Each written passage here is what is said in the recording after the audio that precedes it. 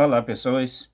Esse vídeo é sobre flexão dos substantivos. Os substantivos eles sofrem flexão de gênero, de número e de grau. Com relação ao gênero, vamos agrupá-los em biformes e uniformes, né? Essa variação de gênero se refere a masculino e feminino.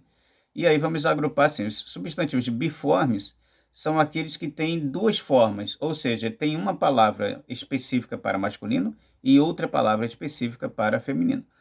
É, Essa mudança de masculino e feminino, ela pode ser marcada simplesmente por uma desinência de gênero, né, no final, como por exemplo gato, gata, aluno, aluna, professor, professora.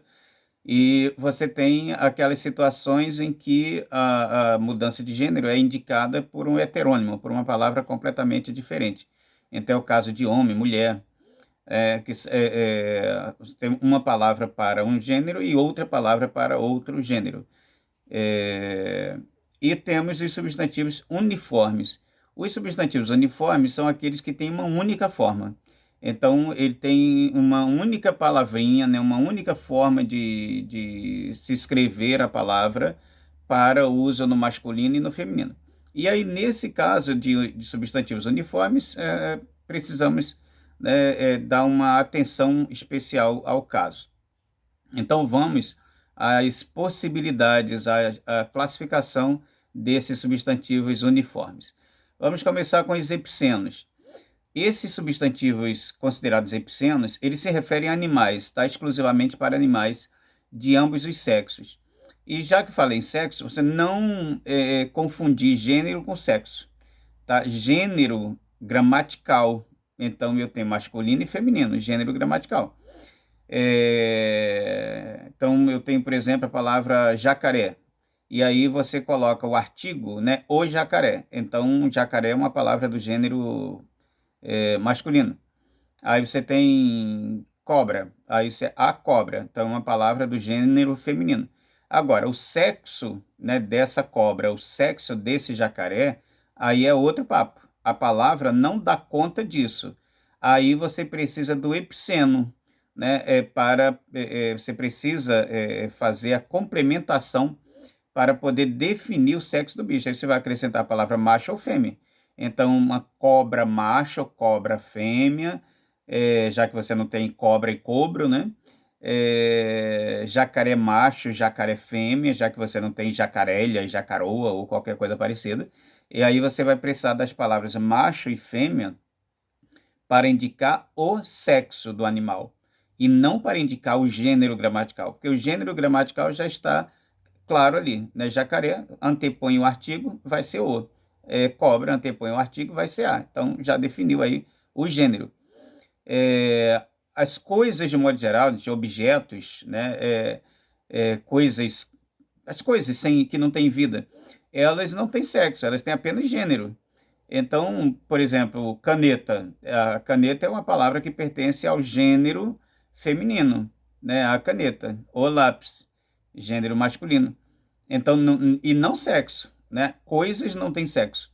Então, essa referência, né, de epicenos, de substantivos epicenos, essa classificação, ela diz respeito apenas aos animais que a palavra, que a escrita, não dá conta de definir o sexo. E aí você precisa acrescentar a palavra macho e fêmea, né? Esse é o caso dos epicenos. Portanto, gênero gramatical e sexo não é a mesma coisa. Então, esse é o primeiro lote, né, digamos assim, dos substantivos uniformes, os epicenos. Aí você tem jacaré, cobra, onça, peixe, tá? Enfim, tudo isso demanda a necessidade das palavras macho ou fêmea para indicar o sexo. Então, epiceno. Epiceno se usa apenas para bichos. Temos também os substantivos comuns de dois gêneros. Esses substantivos comuns de dois gêneros, ou simplesmente comuns de dois, eles designam pessoas, né? Aí se referem a pessoas. Epiceno se refere a animais, a bichos de modo geral. Comuns de dois gêneros se refere a pessoa. E nesse caso, para você definir, né, o sexo, né, dessa pessoa, você vai precisar de uma palavrinha determinante, né? Um artigo, um pronome, né? Alguma palavrinha que te dê um adjetivo, né? Que te dê essa noção. Então, por exemplo, artista. Artista é um caso de palavra comum de dois gêneros, porque quando eu digo artista, eu posso estar me referindo a um homem ou a uma mulher, né? Já que eu não tenho artista e artisto. Então, para definir o sexo dessa pessoa, desse profissional, eu preciso. Aí, óbvio, eu não vou acrescentar as palavras macho e fêmea, né? Eu vou acrescentar uma palavra determinante. Então, eu posso, quando eu digo o artista, aí está claro que eu me refiro a um homem. Quando eu digo a artista, é uma mulher. Então, é o mesmo caso de jornalista, é o mesmo caso da palavra jovem, né? E por aí vai. Se eu digo jovem bonito, está claro que eu me refiro a um menino, a um rapaz, a um homem. Se eu digo jovem bonita, a uma mulher, né? Dentista.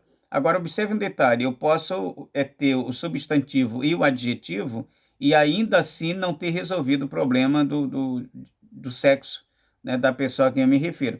Se você diz, por exemplo, dentista jovem, em dentista jovem, não continuou com o mesmo problema, né? Porque jovem, nesse caso aí, adjetivo, também vai ser uniforme, né? Então, não está claro ainda se dentista jovem, eu tenho um homem ou uma mulher. Aí, a dentista jovem ou dentista, aí resolve, tá?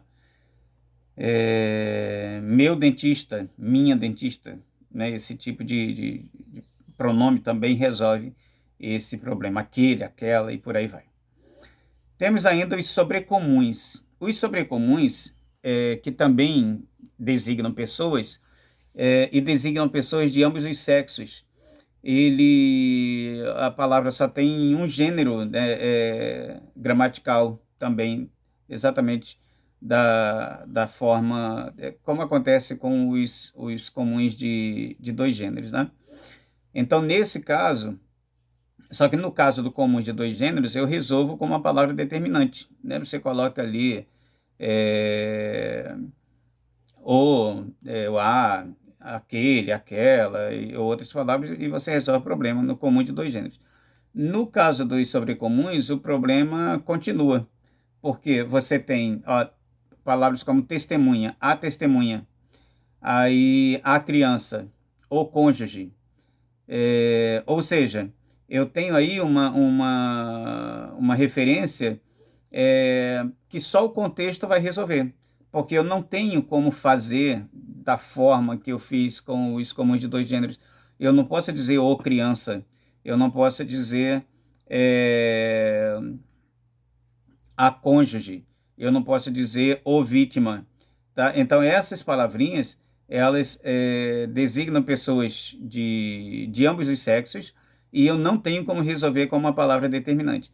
Eu só vou conseguir resolver dentro de um contexto, tá? Para saber o sexo da criança, porque vai ser sempre a criança, vai ser sempre o cônjuge, tá? O meu cônjuge.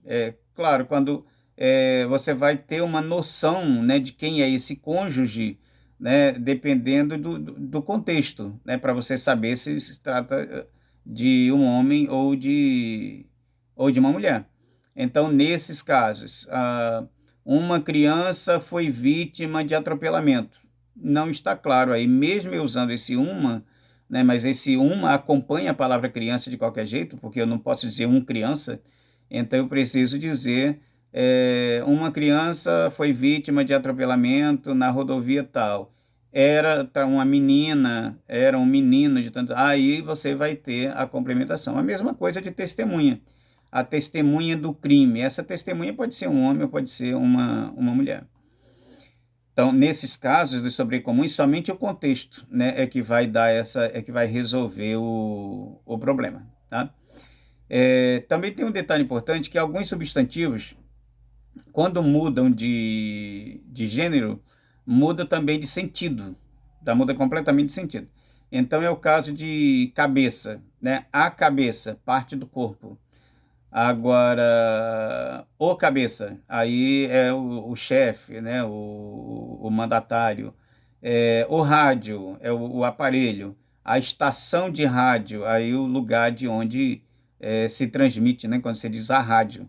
O rádio, o aparelho, a rádio, a estação a emissora.